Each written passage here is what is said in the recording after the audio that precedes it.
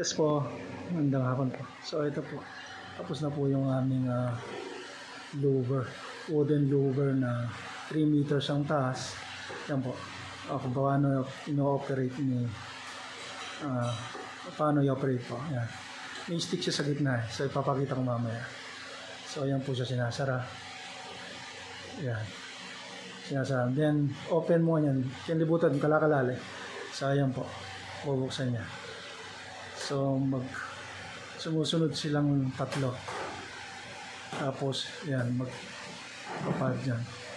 Tapos yung sa kabila. Yan.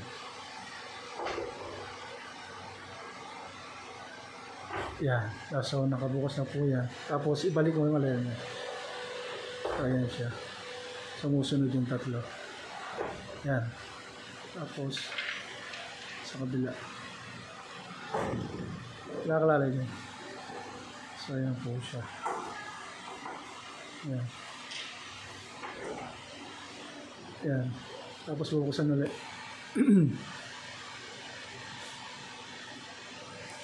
Papasok ba siya? Kailangan maglaki. Yan. Yan po siya.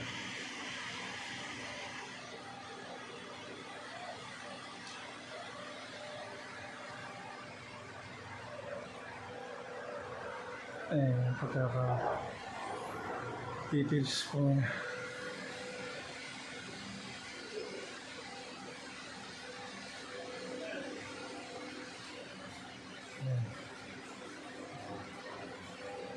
So ayan po siya. Nakikita nyo po, ito yung pinaka-handle niya. Binagyan kami ng hook dito. So close open lang siya. Ayan po. Bubuksan. Kaya ng pati dito. Bubuksan naman ulit. Yan. Yan po siya. Yan po. Tapos na po namin itong madetaling trabaho. Ilang buwang ginawa. Salamat po. Diba?